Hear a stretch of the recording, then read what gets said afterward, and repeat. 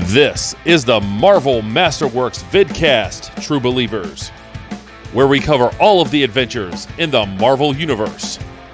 From the wanderings of the Green Goliath, to the chaotic offices of the Daily Bugle, to the grim alleyways of Hell's Kitchen, and to the top of Avengers Tower, with your hosts, Adam and the Emerald Enthusiast.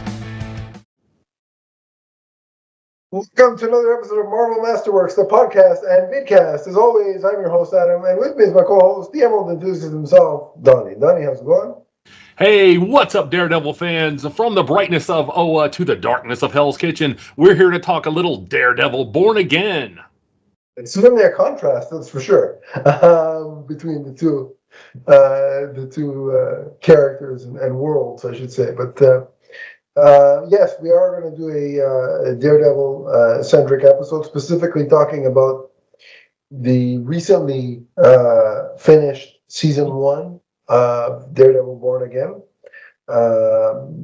Before we get to the actual show, it's worth noting that season 2 is currently filming. Yes. We've seen paparazzi pictures of some of the filming. And what we have seen is Daredevil in his black with red trim costume. And it looks fantastic. I will say that. And we won't show the pictures on the podcast because you don't want to get stricken with a copyright claim. But Sure. we will say that it does have double D's on the chest. And never did I think I'd been saying that about a man, but here we are. Can you imagine Charlie Cox? You know, he said that he never would have believed that people would come up to him as a man, and they keep asking him, when are we going to see those double Ds? Yeah. Well, hey, listen. Of all the questions you'd get, that would certainly not be one of them that you'd think would be prevalent when playing a superhero, but here we are again. But yeah, the costume looks good, and we've also seen the Punisher on set, and you know, so Karen is back again. And what's interesting is worth mentioning for sure is that the Punisher, played by Jon Bernthal, is getting a Marvel special presentation. I don't know if that's a series or a Disney Plus like film, like a 90 minutes or whatever that case. Kind of like Werewolf by Night was, you know, the extra long kind of thing. Yeah. So it's getting that, and it's going to be co-written by Jon Bernthal himself. And he seems pretty excited about that and continuing to bring the Punisher to life. So I thought we'd mention that in conjunction with the fact that he is present in Born Again. What do you think about, just before we get into it, what do you think about the continuation of the Punisher character in a scenario like, you know, a special presentation type of deal? Well, I think he's worked very well in providing the contrast to the hero that Daredevil is to the darker anti-hero. And that is very much a part of one of the episodes that we're going to talk about here. Jon Bernthal is an amazing actor. I was a huge fan of his from the Walking Dead TV series. So when I saw him show up on this, I think he is the perfect cast for the Punisher. And I think he always adds a lot of gravitas when he shows up. So I'm more than happy to see more Punisher in the MCU. Yeah, and based on that, the couple episodes that he appeared in here, that should be nice and violent, I would assume. But yeah, so exciting things on the horizon for season 2 of Born Again, and also the special presentation of the Punisher. But before we get into the actual show itself, Donnie, you and I I've discussed Daredevil on the show, obviously, but never with you. And so in that spirit of whenever we discuss something for the first time, what is your experience with the Daredevil character? Okay. Well, I'll try to be brief, since I know the people will want to move on to, our opinion of the show. But I'm a veteran comic book fan, just in case you can't tell from the gray in my beard.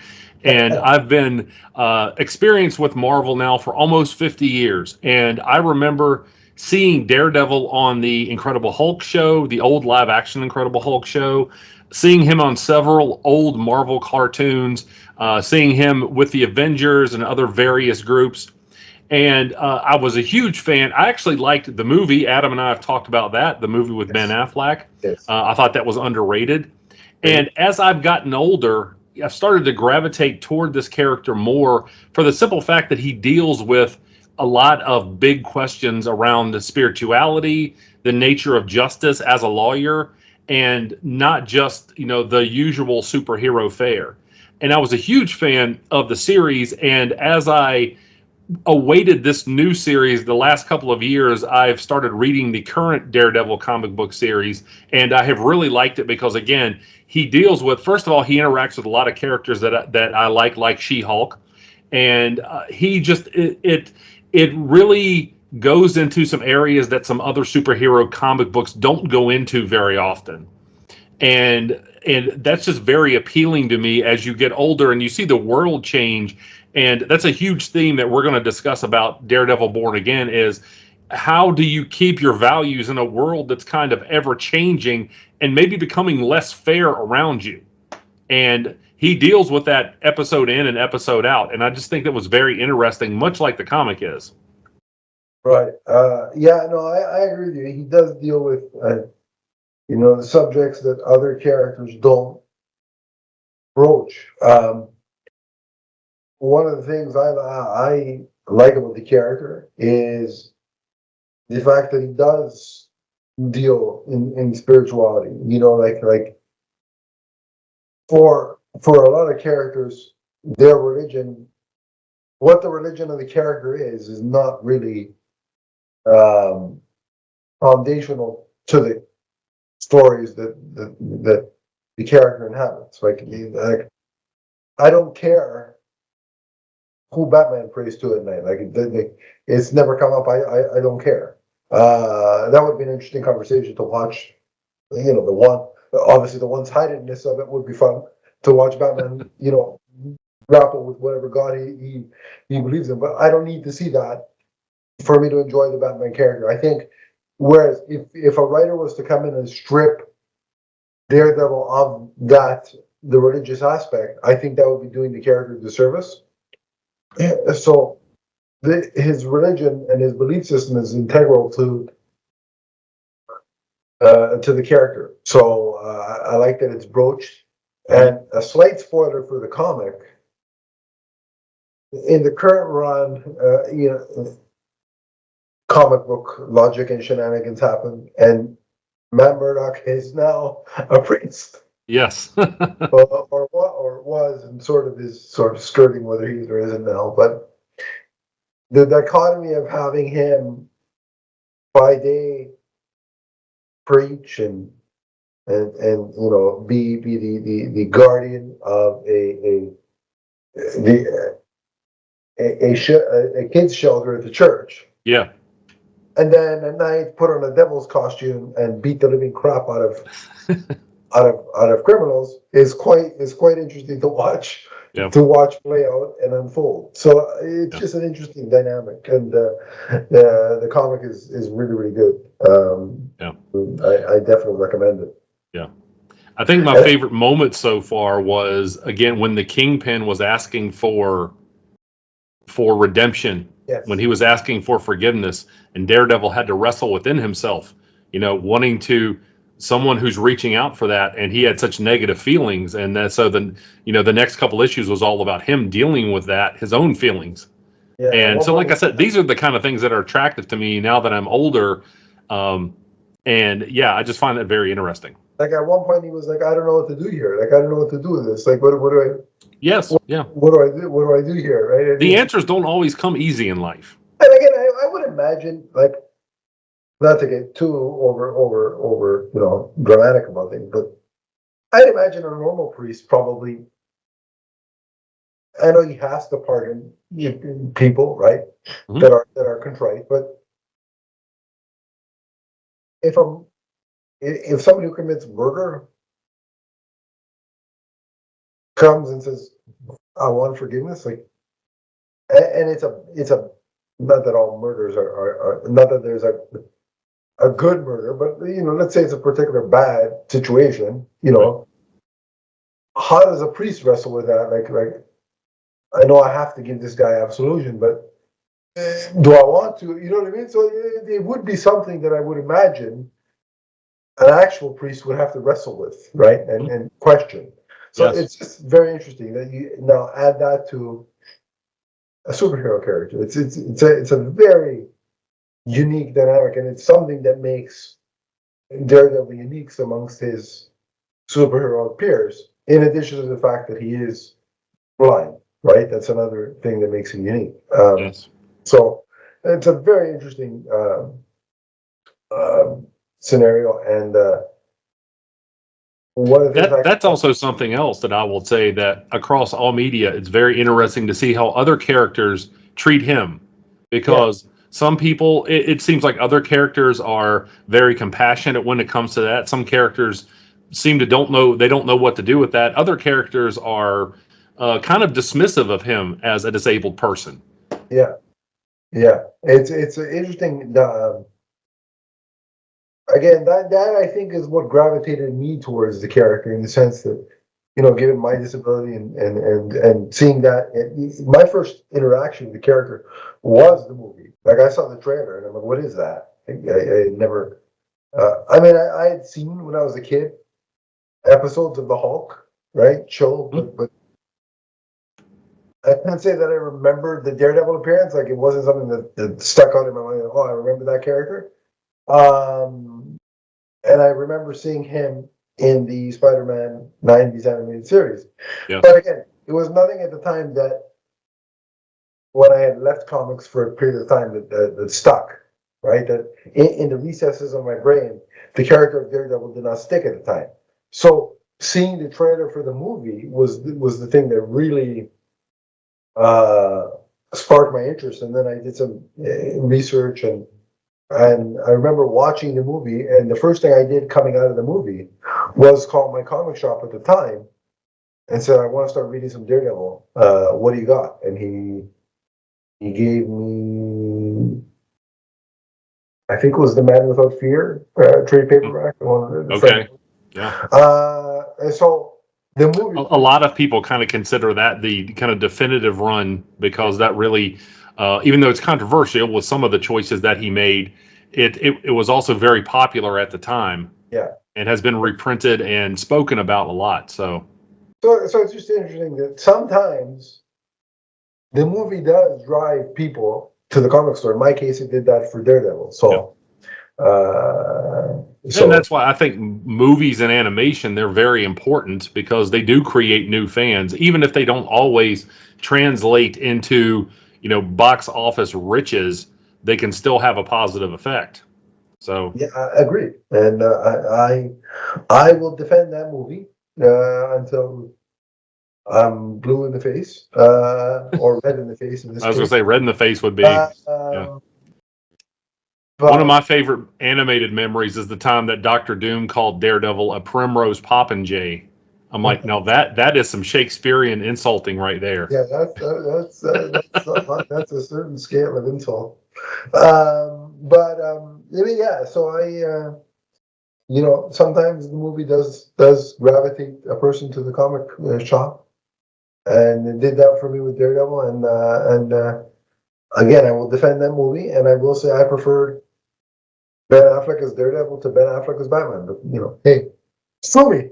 And I'm sure a certain fan base will probably try if they could, but they can't. So too bad for that. Anyway, I guess that wraps up our preamble about your history with Daredevil and me kind of circling back to mine. So we'll take a quick break, and then on the other side of the break, we'll talk Daredevil Born Again Season 1. So stay tuned. We'll be right back. Don't go anywhere. What's up, everyone? It's the Emerald Enthusiast.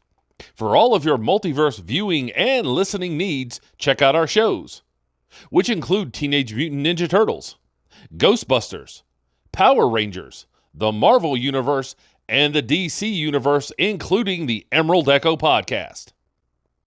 You can check us out on Podbean, and remember to subscribe right here on YouTube. That's the Multiverse Musings Podcast Network. From the first podcast to the last. And we're back. We are indeed, and as promised, we are going to give our thoughts and reaction to the entirety of season 1 of Daredevil Born Again.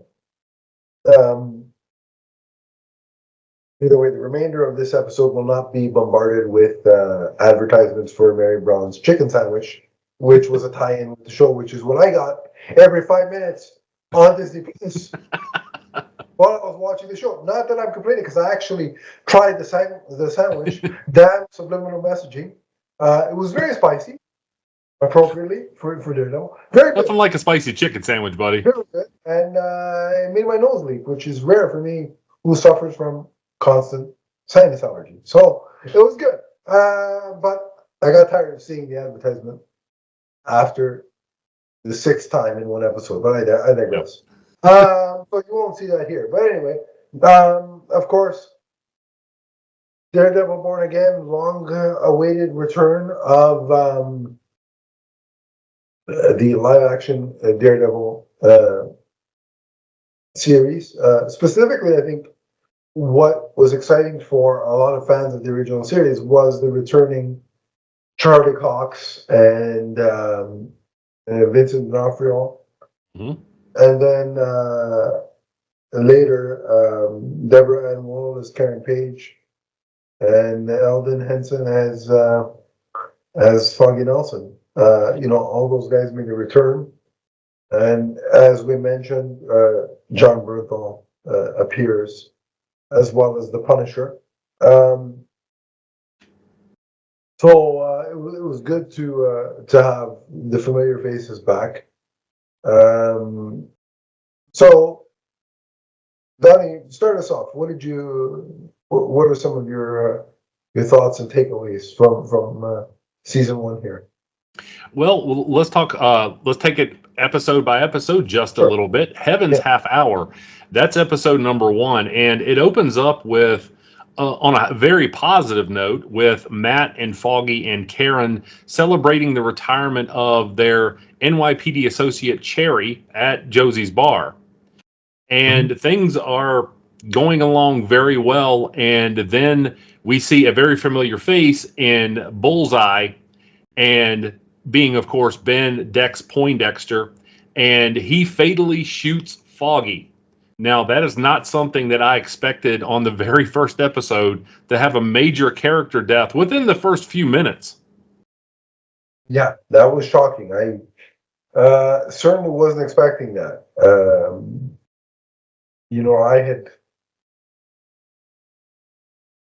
I kind of thought that maybe somebody important would, throughout the course of the series, the season, I should say, would meet their end. But I had always had it pegged that it would be Karen, simply because in the comics, things happen to Karen that, yes. I don't want to spoil for people that haven't read the comics, but if I'm mentioning Karen in the comics and me thinking Karen was going to die, you guys can do the math. But they subverted expectations. And to be fair, I'm glad that Karen is still around, because on the list. Deborah Ann Woll is definitely on the list. Well, and let me say too, not only did it shock us in that way, seeing Foggy killed, but also Daredevil, who has a no-kill policy, was so grief-stricken that for a second he loses himself and he throws Bullseye off the top of a building. Yeah. And Karen is left to grapple with the fact that one of her friends is dead and another one of her friends is so traumatized that he did that. And again, I like that, Matt's reaction, I think, while shocking, is justified because of the, the reason why that hit so hard, that moment hit so hard, is because we've had the 3 seasons prior to show us how integral that Foggy Matt relationship is. Yes. We've seen that grow. Yes. I mean, they've been best friends since college. Yeah, and so just again, it underscores how important the decision was to bring these actors back in these roles. It just makes everything more meaningful, as opposed to had it just been Charlie Cox and Vincent D'Onofrio surrounded by a bunch of new people. It would have probably taken a lot longer for the series to have that kind of impact. Mm-hmm. So some other big things that happened in this episode. Number one, there's a time jump about a year later, and Matt has reformed a new law firm with the former district attorney, Kirsten McDuffie. Yes. And Paige has moved to San Francisco. Dex has been given a life sentence for his crimes, which that's something that comes up later on, a discussion about that. And McDuffie also sets up Matt with a therapist named Heather Glenn, which she plays an integral role in this series as well. We also see that Wilson Fisk, he was shot in the face, so he has been recovering. And we see Vincent D'Onofrio, who, and they actually wrote this into the plot. He looks thinner but more muscular now. Right. Yes. The guy's obviously spent a lot of time in the gym, and he is a huge man. When you see him on screen with other people, I mean, he really is a big guy. Yes, he's a very intimidating figure for sure. Yeah. So we see that the Kingpin, Fisk, who doesn't want to be referred to as Kingpin anymore, he has gotten the requisite signatures to run for the mayor of New York. And he tells this to Vanessa, who we learn actually had an affair while Fisk was away. Yeah. With a man named Adam. And I knew it. I knew that guy was out there causing problems. And I tell you what, Superman's mom has been up to no good in the show, and very damaged the timeline. Period. If anybody I knew that multiverse wives list was going to get you in trouble one day, buddy. That's right. Well, listen, if that's going to be my punishment, what happens to that poor guy? I think I may rethink my strategy here, because it's not worth it. Yeah, clearly. But no, yeah. So. Again, the and I don't want to get too heavy with this conversation, just because some people don't like that. But so I'm trying to be respectful to everybody. But Wilson Fisk becoming the mayor, and the way he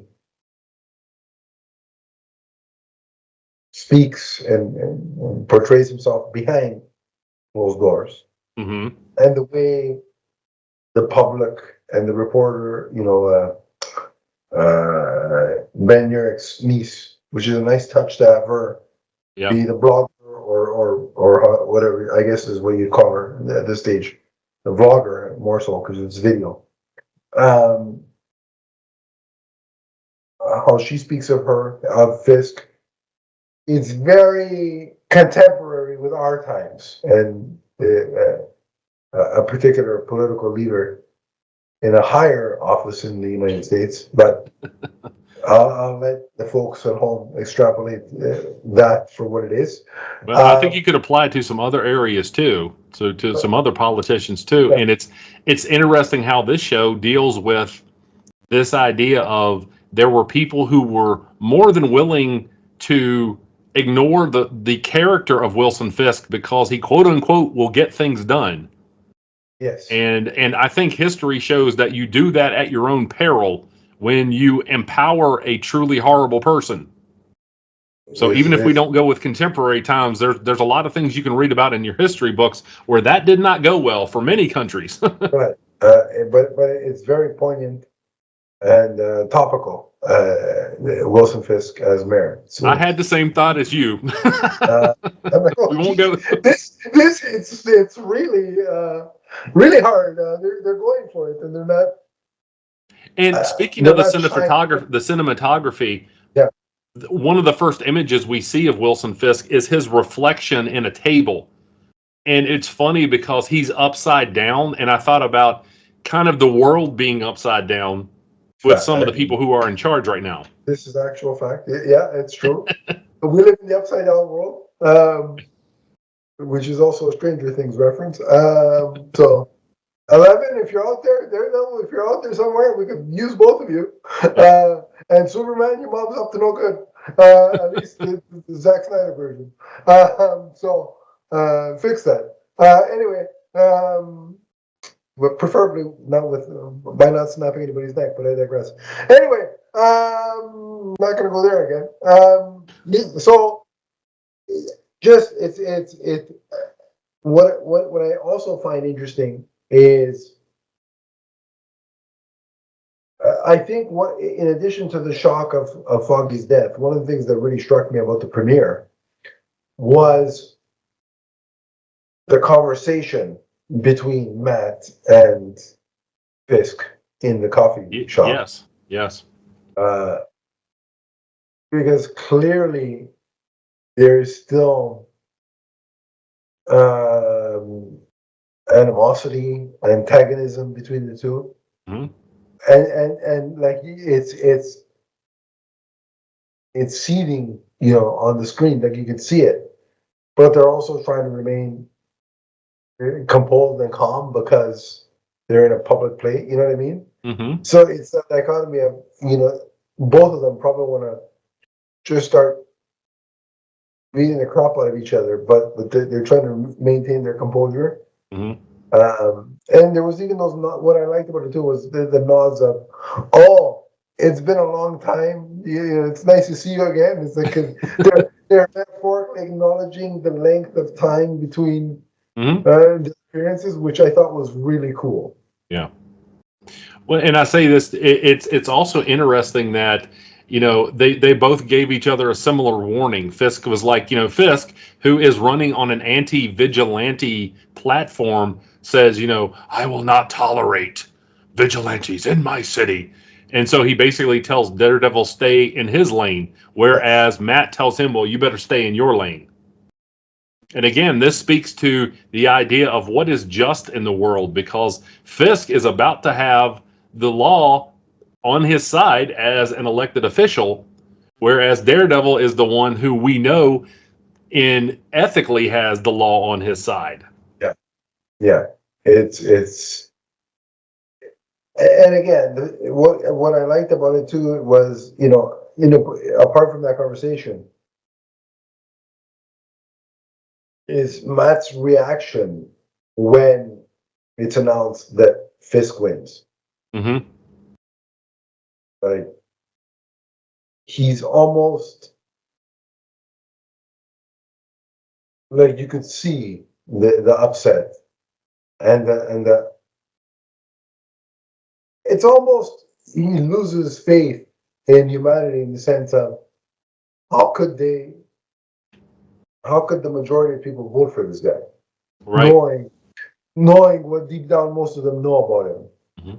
Right? We also see that play out too in episode 2, which is entitled Optics. Police Commissioner Gallo attempts to resign because he does not want to work with Fisk, knowing who and he even calls him. He's like, yeah, Kingpin. So I knew right there. I was like, I don't think things are going to work out well for him this season. For this, and his oh boy, exactly. I think that was the most brutal moment. Do not watch that while you're eating. It is what I will recommend if you haven't seen the final episode of this season yet. If you're squeamish, I would fast forward through that. I'm not one who is, but I was pretty. I had an idea where it was going to go, but it was very brutal in the imagery. I've seen Kingpin do some, like you remember in the first series when he smashed the guy's brains in with a car. Yes. Like I thought that was okay. That's the most we're going to see, in terms of nauseating violence. Nope. And then they chose, oh yeah, hold my beer, because that was oh boy. So a couple of other things from episode 2, we see that Hector Ayala stops 2 officers, that's Powell and Shanahan, from beating up Nikki Torres in a subway station. And he intervenes and accidentally kills Shanahan during the fight. And of course he is arrested, but Matt Murdock shows up at the police station, and he hears the officers brutalizing Ayala during the arraignment, and or during his booking, and he goes and asks him, hey, are you innocent? And when he hears his heartbeat, remember, Daredevil, Matt Murdock, can do that. He can listen to someone's heartbeat and tell whether they're telling the truth or not. And he believes Ayala, that it was an accident, Yes. that he tried to intervene to actually help someone, that it wasn't a murder as the cops are trying to portray it. And I like the way, I will just say quickly, I like the way they deployed the use of the enhanced hearing in this series. The way they keyed in, like they zoomed in, and like the way it was shot was very well done.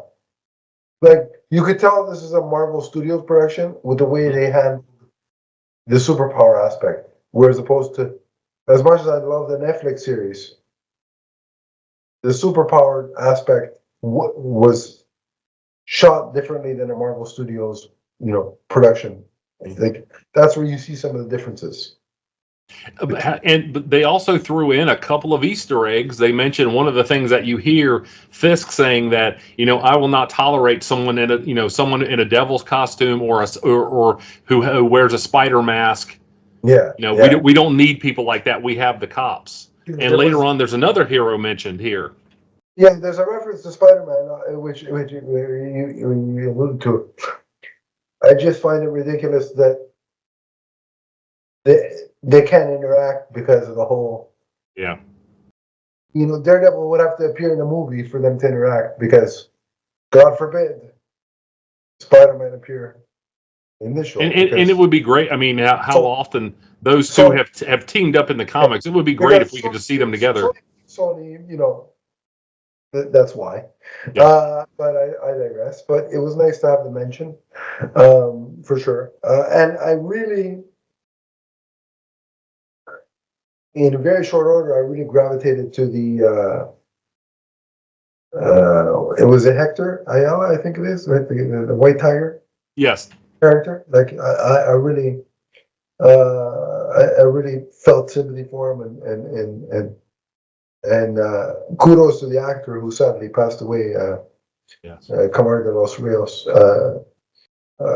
did a fantastic job portraying this character, and his dynamic. That's extremely sad to hear that happened. So, and it's always a weird experience to see someone and to watch their work, and they seem so alive when they're doing something like that, and to know that they're gone. Yeah, it was pretty crazy, but he did a wonderful job in the scenes that he had, and which is, like, I knew he passed before watching this episode, and so then I'm like, okay, well, how are they going to write him out? And then they did what they did. I'm like, oh well, I guess that's how they're going to do it. So it's kind of shocking in that sense, because I was like, okay, how are they going to take him off the show? Even still, knowing what I knew, I didn't expect it to do that. That was shocking. But just jumping ahead a little bit, the fact that the niece is shown at the end of the last episode suggests to me that maybe she takes up the mantle of White Tiger at some point in season 2. It could be. Couple other things from this episode. Number one, we see that Vanessa and Fisk are undergoing couples counseling, which is very interesting. Also, through the first 5 episodes, Matt doesn't don the costume, except for the first big battle with Dex at the very beginning. Yeah. But he does have a scene here where he goes to tell Torres to get away, because he's going to need Torres as a witness in Hector Ayala's trial. Right. And one of the cops is Powell, and there's another police officer who come in, and they find Matt in Torres's apartment, and they attack him. So I mean, obviously now they don't know that he's Daredevil. They don't know that he can fight. So they attack a blind man 2-on-1. So these are not good police officers. I guess Fisk obviously knows, but yes, he didn't arm his task force with that knowledge. right. The cops are pieces of you know what in this series for sure. Yeah, but Matt kicks the snot out of him. I thought that was good because you could tell he didn't want to fight, but when he felt himself bleeding, I was like, yeah, you've done it now. It's almost like it was without saying it. He's almost like, don't make me angry. You wouldn't like me when I'm angry. Yeah, it was kind of that, but without saying it.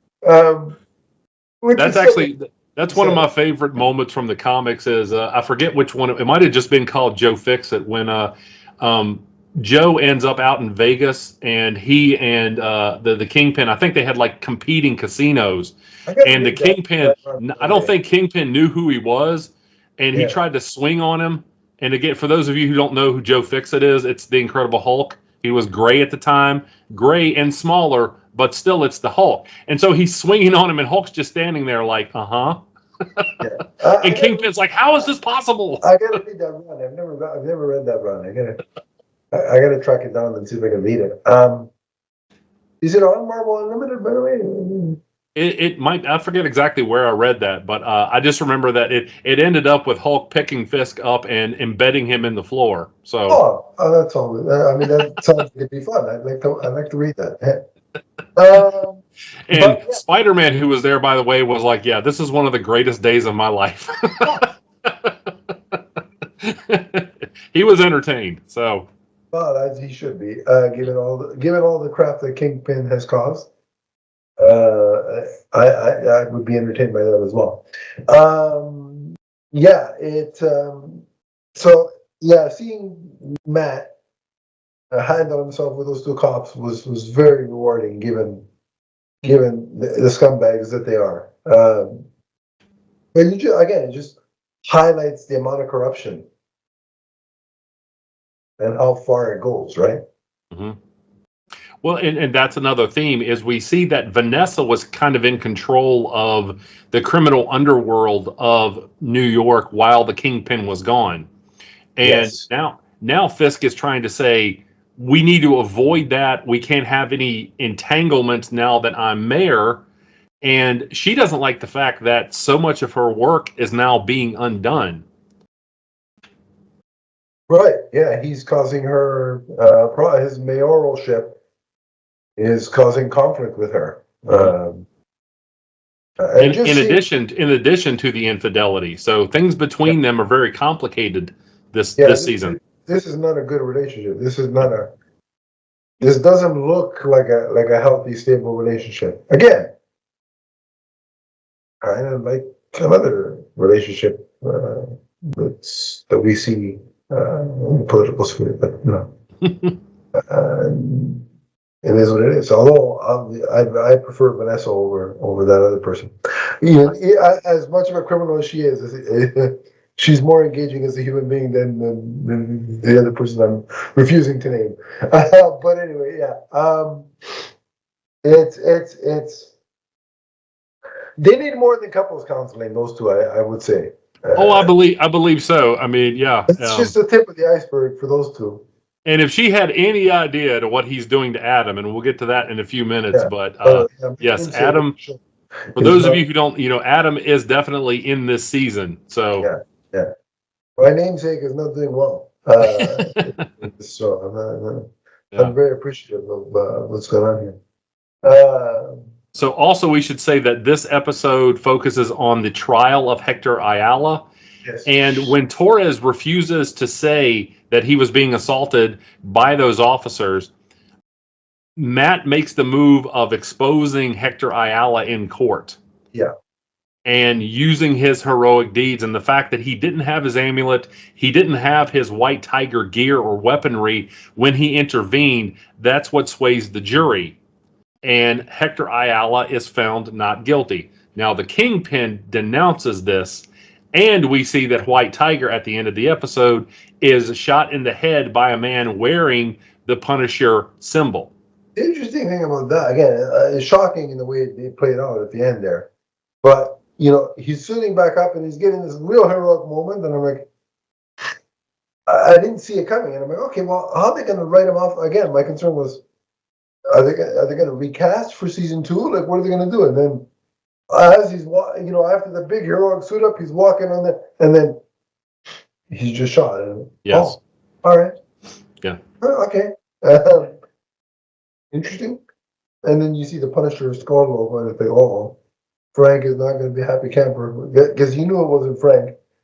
But you're like, yeah, Frank's not going to like this. So episode 4, Sic Semper Systema. And we see that Angela Del Toro, which is the niece of Hector Ayala, she believes that the police are responsible for his death. And she goes to Matt Murdock. Nice. By the way, her acting was amazing. Right. Pleading with him, she was like, where is the justice in the world? Because if the police are doing these kinds of things, who can I turn to? Yeah. And she asks Matt, she's like, can you do something for me? And initially he's like, I don't know what to do. And she's like, do anything, do something. But somebody needs to do something for my uncle. Especially for a younger actor. Because she's not a child, but she's still on the younger side. Yes. And I believe, she's, I would say she's in like early high school years. I don't know if they ever say her age, but. Teens, probably. Yeah. That's a very tricky balance, because, sometimes child actors, they're not that great just because they don't have a lot of experience. But she was good. Yes. She was very good. The emotional stuff, especially because a lot of it is emotional stuff, right? And that's heavy, and she acquits herself quite well. And again, what I like about Charlie Cox is he's able to portray that seething rage, deep within Matt Murdock. Mm-hmm. And it's not like he's screaming or, more often than not, he's keeping it internal, as Matt Murdock would, but you can see it. Yes. So the visual performance by him is quite striking. Well, and that's put on display here when he tracks down the Punisher to see if he was the one who actually killed the White Tiger, and they have this conversation. And I think one of the hardest hitting lines was, Punisher was like, you should have done something about Foggy's death. Yeah. And Matt was like, I did. He got life. And Frank goes, what about old Foggy? Did he get life? And I was like, ouch, sheesh. And it goes to the argument of, the argument that a lot of, I guess, comic fans have had at some point is, would the world be better off if some of these heroes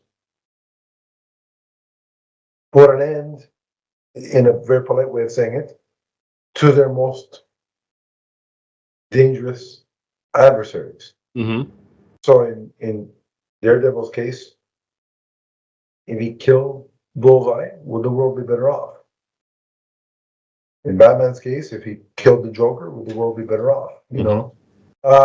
It's funny. Wonder Woman said in the comics one time, and I can't remember where it was, but she said the reason that I don't have a rogues gallery as long as Bruce's is because when I deal with a problem, I deal with it. Yes. So,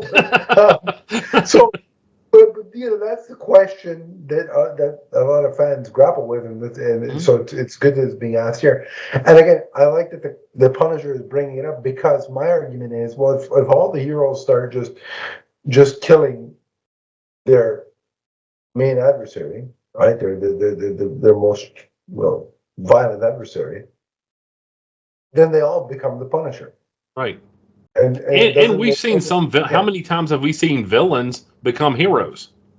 We talk about redemption, which is a huge theme in Daredevil comics. A lot of heroes started out as villains, and they started to realize the consequences of their actions, and they became heroes. The Punisher is unique in the sense that he does go that extra mile. so to speak. And he's very upfront in the fact that he's like, I'm not a hero. I'm somebody who deals with problems. Yeah, So. but his circumstances and why he deals with it the way he does are in a way understandable. Daredevil, being the man of faith that he is, cannot, in my opinion, yes, just willingly say, "Okay, well, yeah, I'm gonna do this now." The same way that I don't think Batman should be doing it either, because Batman's whole thing is, I'm doing this so other 8-year-old kids don't have to go through what I did, right? Mm-hmm. But let's say if he were to kill one of his villains, right? How does he know that villain that he just took care of does not have an 8-year-old son? Right. And then doesn't that make him just as bad as Joe Chill? Mm-hmm. Not every crime, not every crime is worthy of death at all. Right. And yeah, there are some of the darker anti-heroes who are ready to jump in and kill pretty much anybody who's on the wrong side of the law. So if you're a purse snatcher or something like that, and somebody like the Punisher shows up and you get into it, maybe you die, over something like that. Now, is that just? That's an interesting question. Yeah, the question is very interesting. The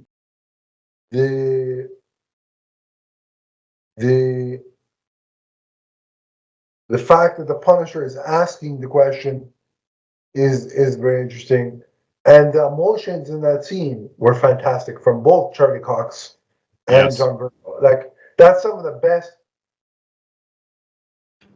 That's some of the most emotional exchange in the MCU. Period. Let alone, everybody's gonna say since Endgame, but I'm saying along with Endgame. Period. Like, that's some of the most emotional stuff that I've seen in the MCU, and I'm here for it. And at the end of this episode, I thought brilliant writing, because we see that Daredevil, we see him contrasted with Fisk.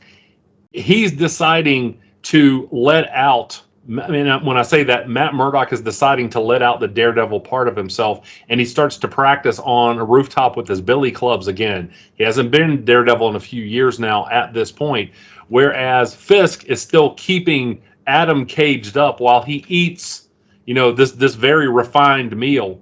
Yeah. And I like those two things. Whereas, again, Matt is opening up a cage, whereas Fisk is definitely keeping a cage closed at this point. Yeah, the symmetry between those two scenes is great. And yes, a shout out to whoever prepares those meals that Fisk eats. They make me quite hungry, I will say. Yeah. Those omelets look really good. It's a double-edged sword, because you'd see the omelet, I can't talk. Omelet. I'm not combining the amulet and omelet, but that's what I did there. But omelet, and then, as in my case, right after that, you'd see the commercial for that sandwich that I mentioned earlier. So it's like, okay, you guys really want me to eat at 10 o'clock at night, don't you? And often the case would be that I would. Well, Fisk is definitely he's eating some of that good protein, for weightlifting. So you can see why he got big. Yeah. Weightlifting, soul crushing, it's all the same. We also see in this episode too, we also see Muse, and that's a character that we've seen these, paintings throughout the various episodes to these points, to this point, and we see that is actually a big part of the storyline too. That's a creepy villain. Oh man. Like, just visually, he looks. Yeah. Well, and those two girls that went up to him and they're like, "Hey, are you Muse? Can we get a picture with you?" I'm like, what is wrong with you? Are you stupid? Somebody turns around and they have like a bloody mask on. You run the other way. Yeah, like, ladies, you want to take a picture? Take a picture with me, no problem. But that guy, I don't know. So the next episode is called. I won't put you on a list. My list, you'll be all right. His list, not so much. If you're on his list, you're not going to last very long. Exactly. Yeah. So the next episode is called With Interest, and excuse me, it takes place on St. Patrick's Day. And Matt goes to the New York Mutual Bank to discuss a loan for his law firm, and he meets with Yusuf Khan. Yes. And which is interesting because now on this show we see Miss Marvel being brought up. And I thought that was interesting. And Matt at least feigns like he doesn't know who Miss Marvel is. I'm not sure he was telling the truth, but that doesn't really get clarified. Yeah, it's very interesting because I'm assuming, given that he was in No Way Home, Mm-hmm. that you would be aware of these other people. But Be interesting to know if he's picked up on the fact that Peter's Spider-Man. I'm assuming that he has at this point. But also, well, actually, wait a minute, because of the spell from Doctor Strange, we don't know now, right? Right. But he would have pre-spelled because they used him as the lawyer, right? So that he Right. would know. But what I'm saying is, after that, it'd be interesting to know if he's like picked up on that again. So yeah, that's a good point. I forgot about the spell because his hearing allows him to like identify, voices. He knows voices and voices and smells from that are very distinct to him. See, the spell worked on me because I forgot it happened just until you brought it up. But yeah, and the cool thing about Miss Marvel being mentioned and Kamala, I like that. I love that show. Likewise. I wish it would have had a second season. Still hoping that maybe it will. But I wanted She-Hulk to show up for a few minutes on this show. And I mentioned that online, and like people just eviscerated me for that. And I'm like, I'm sorry, but I like those two as a pair. I enjoyed the She-Hulk show as well. I'm sorry. I have no. And I like in the comics, he referred to her as having a voice like iron and honey. And I'm like, you know what? That's like one of those romance novels for nerds. I'm like, that's beautiful. yeah. So that was nice. I love the dynamic. I love seeing Matt spring into action in this episode because you see him do a lot of ass kicking. Yeah. But again, it's all without the suit, and not once was on. The best part about that is, you know, a show's good when I'm not, or a movie's good when I'm not saying, all right, just put on the suit. Just put on like I never once did I say, where's the suit? Yeah. You and I, we exchanged messages after this was over, and I said that I think Matt Murdock has the ability as a character to be possibly more interesting than any other character away from his superhero persona, because he doesn't have to be fully suited and booted with his billy clubs to be a hero.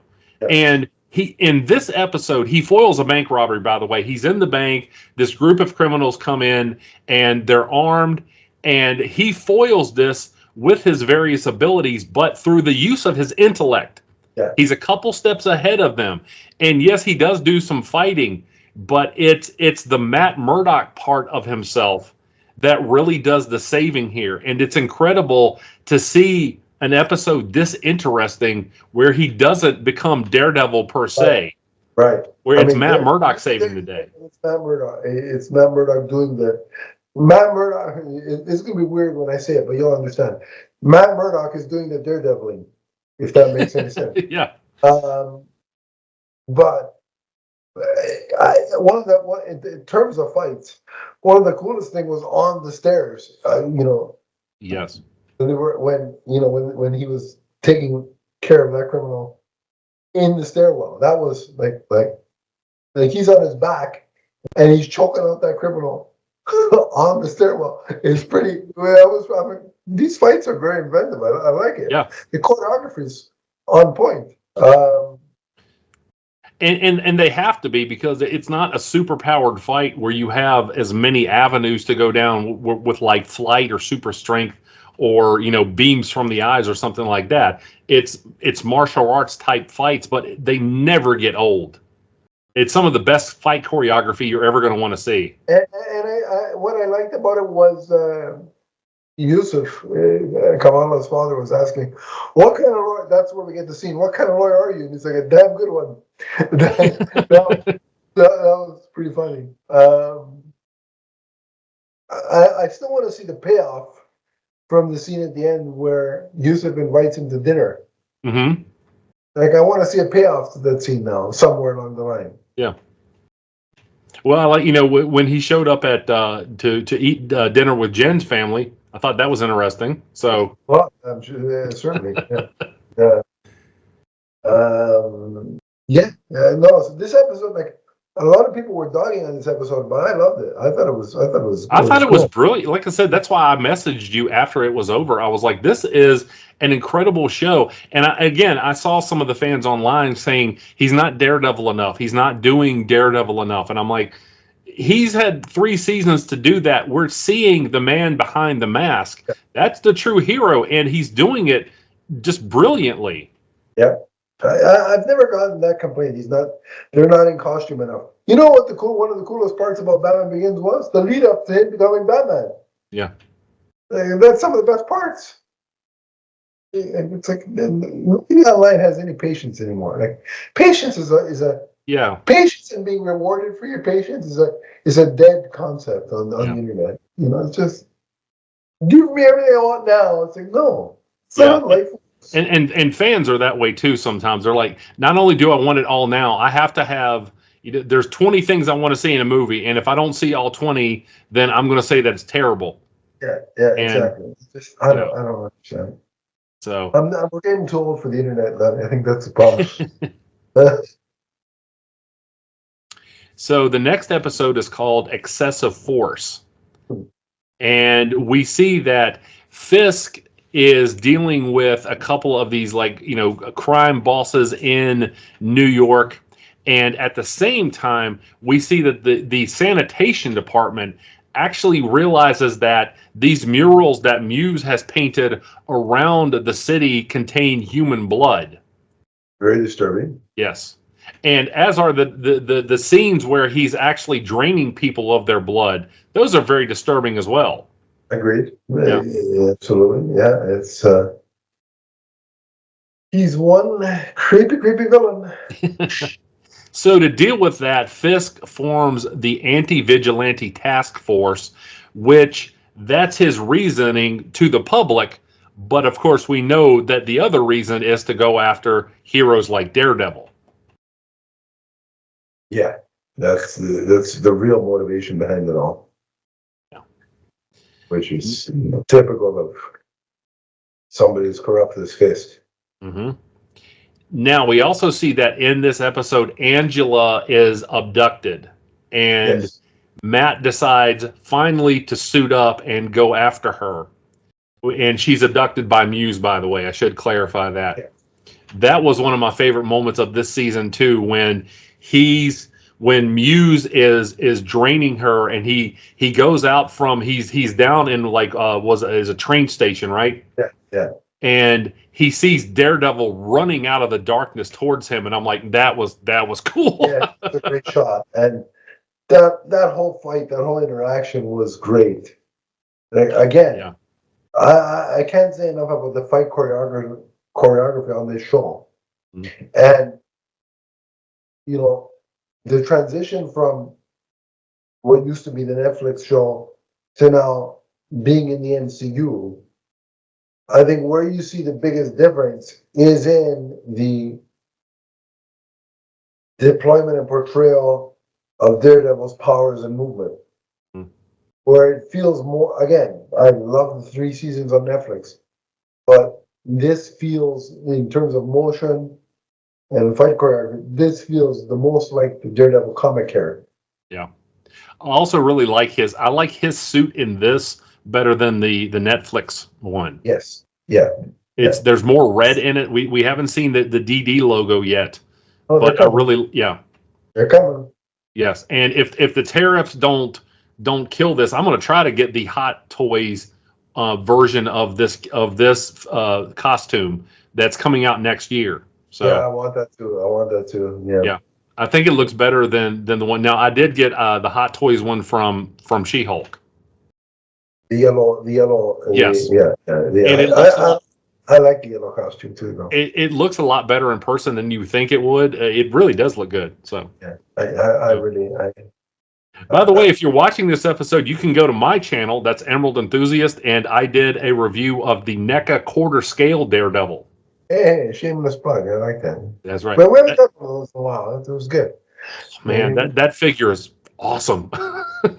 Yeah, I mean, what a time it is. Now we have Daredevil figures. It's so good. Like I'm happy. You know, it's gonna happen.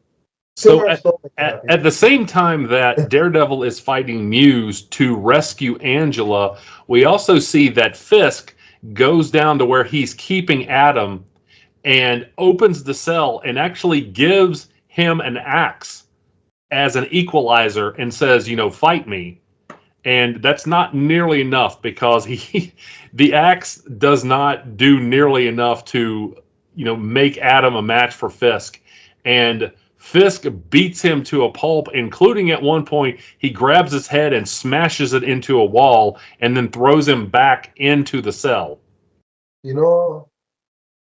just would like to tell my Marvel television counterpart, namesake, you see why my multiverse wide scenario works? Because it's different versions of me. I'm not messing with a guy that's 6 foot, whatever the hell Vincent D'Onofrio is. Yeah. But the most I got to knock out is a version of myself. It's easy enough to do. So if you're going to mess with other people's wives, make sure it's your own. And it's a fictional universe. That's what I say. Because I mean, listen, anybody fighting the Kingpin, the only one that's got a chance in hell, to quote Vince McMahon theme song, is Daredevil. I mean, anybody else is just, unless they're going to pull an Echo and shoot him in the face. And even that didn't last long. But yeah, really, Daredevil's the only one that's got a chance. Yeah. So in the next episode, we actually see episode 7 is called Art for Art's Sake. And we see that Muse is actually a young man named Bastian Cooper who is being treated for his mental illness. And what's really interesting in this episode too is we see that Fisk finally learns that Daredevil is back. Yeah. And of course, Angela recovers and she tells the police what happens to her. And in the process, we see that that's when Fisk learns about things. Yeah. And I really like D'Onofrio's acting because he's like, so he's back. And you can just see the wheels turning. There was so much there. He didn't have any dialogue, or he only had that one line, but he spoke volumes in that moment. And the best part is both D'Onofrio and Charlie Cox are really good at that. They can display and show an audience so much without saying anything. Yes. And that, to me, acting just with expression and emotion without saying anything, very few can do it that well. Like, it takes us a really top tier performer to pull that off, and those two guys have it in spades. So it's interesting, and I should go back here. Heather is the one who is treating both Bastian, as well as she's the one who is counseling Fisk and Vanessa. Without yeah, exactly. Her client list needs a reboot. So it's interesting too. So we actually saw in that episode where Muse was able to keep up with Daredevil. It was an extended fight, and you're like, who is this guy? Well, we learned that Bastian Cooper was actually a Taekwondo champion. Yeah. That his parents forced him to train in Taekwondo, which is how he was able to go toe-to-toe with Daredevil for a while. Right. Yeah. Getting some background on it was good, yeah. And it was a good translation of the character from the comic. Yeah. Now, so in one of her counseling sessions, he reveals to her that he's Muse. and tries to drain her of her blood. She fights back, but it looks like he's about to kill her when Daredevil shows up, because he has been down in the subway tunnels or the train tunnels, and he's investigating, and he finds a picture of her. And for those of you who don't know, he can actually feel across surfaces and tell what certain pictures look like. Right. And so he figures out that Muse is he has had interactions with Heather. He shows up, and during the fight, Heather kills Muse with a gun. And I love how, like, the first fight between them took place, in the tunnels underground, and then the next one is in the office building, and it's just like, again, the dichotomy of the locations of the fights is also interesting. But we see that Fisk publicly credits his anti-vigilante task force. He even has the mask, and he's like, I did what I said I was going to do. Just lies his butt off. Sound familiar, Donnie? See it on the news every day. Something you saw on CNN yesterday? And the day before that. Anyway. For the last 90 some odd days. And it's interesting here, too, as Heather recovers in the hospital, she tells Matt, she was like, I think Daredevil said my name. Which could also eventually turn into a meme. Because we don't know what happens when superheroes say certain names. Say his name and he appears. Yeah, we could do Joe Henry, or we could do, I thought he did a great job at WrestleMania, but that's a different podcast. That was one of the few highlights of a rather ho-hum WrestleMania for me personally. But we also see a really interesting kind of subplot is that Vanessa, she seemingly sends Luca to kill Fisk, but we actually see that it's a double cross and it's a trap, and Cashman kills Luca. He's in a corner in the dark. Yeah. And I really liked how Fisk was just there eating, and this shooting takes place around him, and he never misses a beat. He just keeps on eating. And then, so when the meal's not good, you just ignore what's around you. But yeah, it's like, again, the amount of scenes that we've gotten over now, 4, if you count the past 3. 4 seasons that we've got of Wilson Fisk eating. I mean, you could plan a couple of weeks worth of meals based on just what we saw him eat through the course of these shows. Mm-hmm. And you probably have some decent meals. So let the meal planning begin. Well, like I say, they could do a Daredevil cookbook based on this show. They could. It's weird, though, to just, like, eat and not do anything else. I'm like, doesn't the dude ever watch TV while he eats? he just sits there straight back and just eat.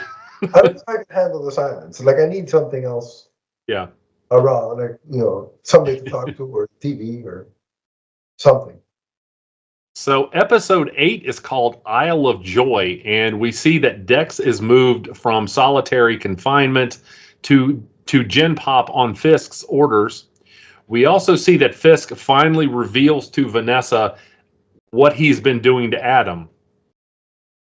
And if you kind of ever wondered just how evil she is, she ends up killing Adam too. So in a way, she's almost as dangerous as Fisk. You can tell. Yeah, absolutely. You don't want to cross her. And I just for that poor guy's sake, I hope the extracurricular activities, to put it nicely, was good, because it was worth it, because otherwise, I mean, I don't know. I mean, she must have.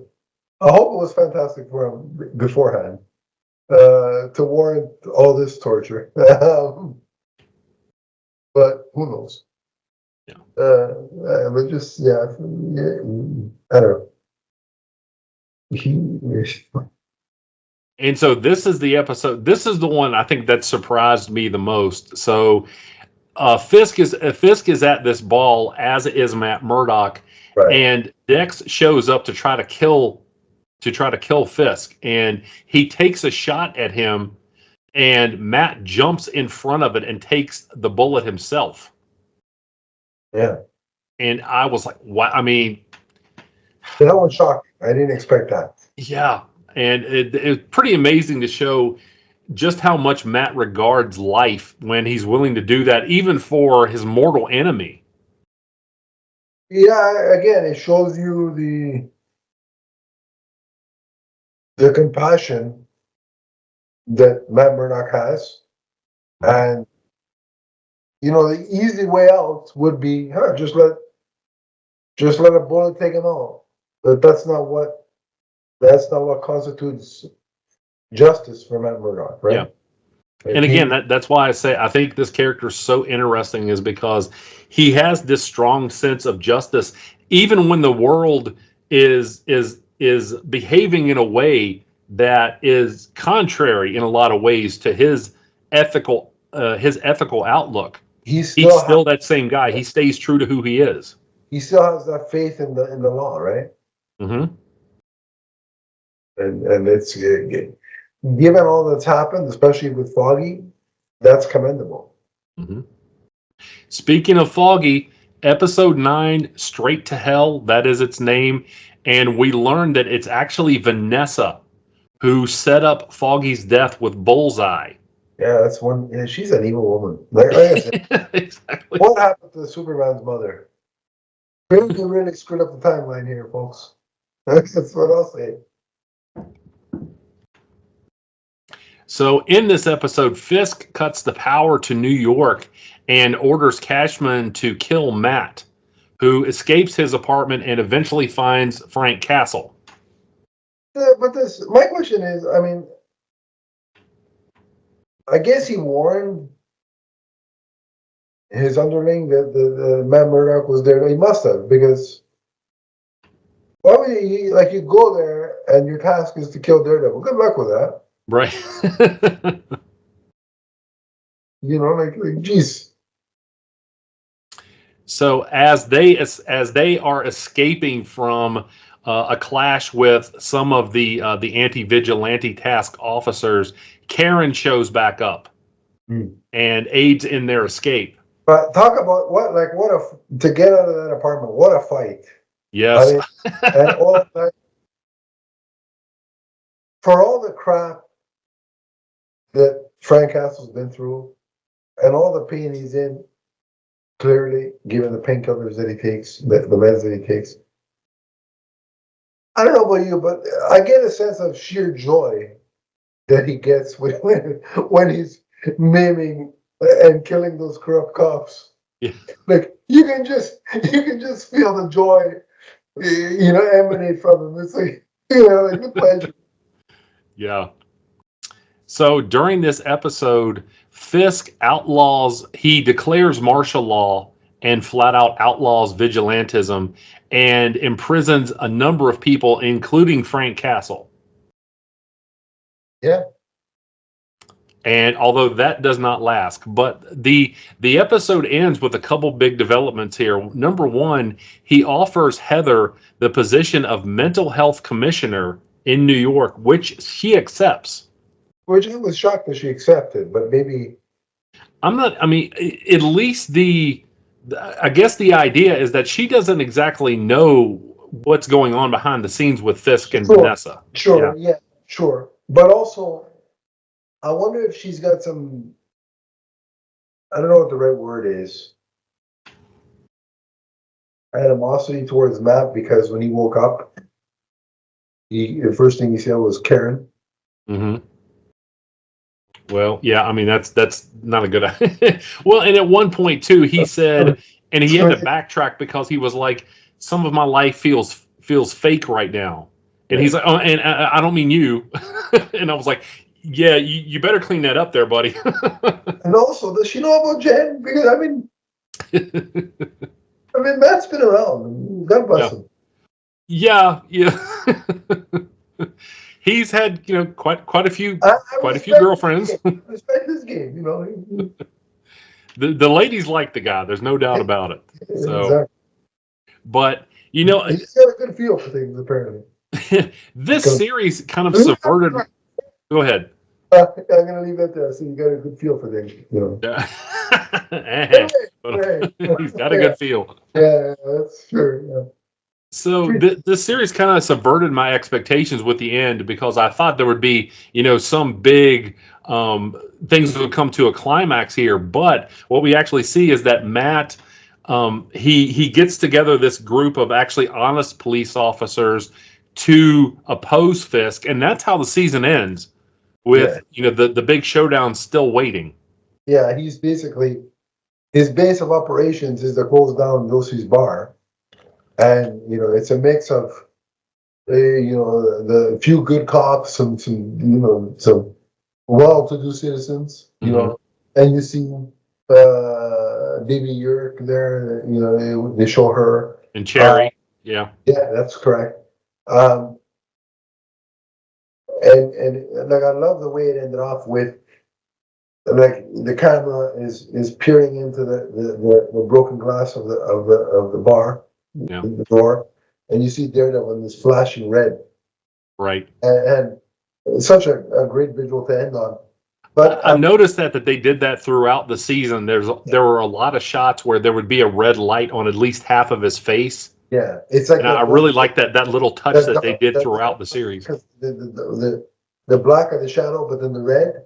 And the red, yeah. It's like it's gearing you up for that transition to the black and red suit, but also his emotional state, where in the comic that they're one of the comics that they're using as inspiration, I think, for season 2 is Shadowland, where Matt becomes sort of like a kingpin in his own right to battle enemy forces, right? So that seems to be where it's kind of heading. My curiosity and question is, because another part of the comics that they're using is the Devil's Reign story, where the mayor, Kingpin is the mayor and the outlaws and vigilantes. Right. And in that comic, we had people like Iron Fist and Luke Cage, Jessica Jones. They all played a role in Spider-Man, which he won't play a role in all that, but because of rights, but I digress. So I'm wondering if some of the other Netflix people, like Luke Cage, like Jessica Jones, like Iron Fist, will make an appearance in season 2. I would certainly welcome that. I know it wasn't the best show, but I liked their interactions in The Defenders, even if the overall narrative wasn't the payoff I was hoping for with the other shows. I think all the other shows were kind of better than The Defenders, but I would welcome them back. I loved Luke Cage. I thought that was a great show. That had an awesome collection of villains. And Mahershala Ali was actually used as opposed to him being Blade now, supposedly. Yeah, exactly. That's probably not happening. We should also mention, too, in this season that we see, again, the Punisher was imprisoned by Fisk, but he tricks this one officer into coming a little too close and giving him a handshake, and that does not work out well for that guy's arm at all. No, it certainly does not, but he deserves it, because if you're that stupid to shake the Punisher's hand, then you deserve it. I was like, don't do it, dude. But it was like, that last episode there was so much in there, and the fights were brutal, borderline nauseating, and especially Kingpin, that poor police commissioner. We should say that. I mean, we mentioned it earlier in the episode. He kills Gallo by crushing his skull. It was like a coconut, like yes. And I don't mean with a device. I mean, he puts his hands on both sides of the guy's head and just crushes it. Imagine a gorilla crushing a coconut. Yeah. That's essentially what you see. Yeah, just a lot bloodier. instead of orangey yellow, juice coming out, it might just blood and brain matter. But it was gruesome. But even, like I said, the Punisher going to town on corrupt cops was also gruesome. But at least there you felt like, good, you deserve it. Whereas that poor cop, this poor SOB, he should have just quit on day one and had. Yeah, he really, in looking back, I think he should have just got out of town. Have your infidelity exposed, and you'd still have, your brain intact. But exactly. That's the road I would have taken, but that's just me. So, But final thoughts, buddy? I thought it was fantastic as a fan of the Daredevil character. I was so happy with the way this season played out. I'm so happy that all the characters from the previous iteration came back, and I just can't wait. I'm so eagerly excited for next season. But this was top tier Marvel Studios, in my opinion. This series was worth the wait because I mean it has been, what was it, 7 years? Was it 2018 was season 3? I believe so. Yeah. So it felt like forever, but it was worth the wait. You know, part of me wished that it went on a little bit longer, that there would have been, 12 episodes or whatever, but I don't want to sacrifice quality. I'm like, it was so good. I'm like, maybe they didn't need any filler. Yeah. So if you're a fan of this character, if you're just a fan of superhero shows, I think you'll like this. I mean, it's very gritty, it's very violent, but this is a very adult type of show that deals with a lot of very weighty, very complex themes. Don't let your children. Oh no! Goodness gracious, no! Watch the show. Beyond a certain age, if they're 15, 14, 13 to 15, I mean, they've seen worse. But well, and for me too, it's a great contrast because as you might expect from the hat, I'm used to living in the world of light and cosmic clashes of cores and intergalactic stories, whereas this is street level, brutal, realistic, and it's nice to have a change of pace. Yeah, I agree. If I had to give a letter grade for this, I'd give it a solid A. I thought each episode to me was just, they upped the ante. There was no filler, which is the benefit of having shorter episode run, is there's no filler. Yeah. And I can't, as a Daredevil fan, I can't recommend this highly enough. So definitely. By the way, a lot of fans online, the theory is that Foggy faked his death. We'll see if that comes to pass. And then the speculation is because the address, contained that issue number. Foggy's apartment is the issue number where he did fake his own death. So we'll see. I hope that's the case because I miss Foggy. I like Foggy. I miss him. And, I like that. Yeah, I mean, so bring him back. And because of that, I told you that I picked up the facsimile of Daredevil's first appearance, and really, this character has very much stayed true to his roots. Yeah. So the foundation was there for this character to be very interesting and unique from the beginning. I mean, there are certain runs, let's be honest, that are more swashbuckling. The Mark Waid run is more swashbuckling. But that's the cool thing about Daredevil, is you can have a darker, grittier take. Yeah. But you can also have moments where he's more a little bit lighter, like he was in She-Hulk, and more swashbuckling and heroic. Yeah. And so, but you're right. The core essence of the character is present and has been since his inception. So, can't wait for season 2, and can't recommend Born Again season 1 highly enough. What would be your letter grade? If you had I'm going to say the same. The only thing I would say that I would have liked a little more, and I know some people say this is a nitpick, but I like seeing from time to time what Matt sees with his radar sense. That would have been cool. Yeah, I agree. And I realize that might be challenging to do, but just every once in a while, I really like seeing that because, it's when that's his way of perceiving the world. I think we need a reminder every so often. So I would have liked to have seen that, but I'm going to be with Adam. I'm going to say solid A. Fair point, and agreed. So that brings our coverage of season 1 to a close. We will be back, of course, when season 2 makes its debut, and we will share our thoughts our thoughts on that. But now, who knows? With Donnie reading some more Daredevil comics, maybe we'll do some comic reviews as well. Sure. As part of our repertoire. So stay on the lookout for that. But if you want to talk more Daredevil or any other IP that Donnie and I speak of on social media, you can. Donnie, where do they track you down?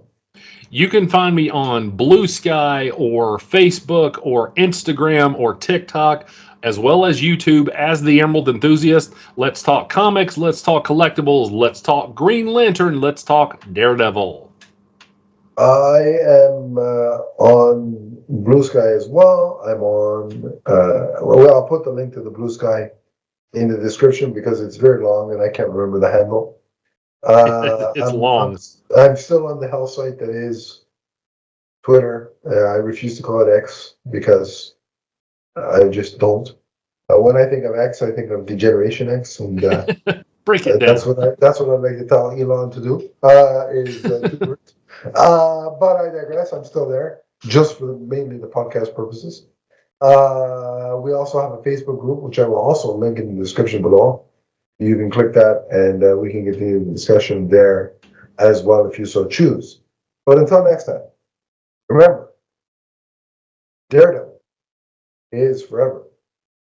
From the first time we see Kingpin squishing one of his adversaries' heads like a pineapple, it'll last. So long, everybody. And don't embarrass me in front of Vanessa.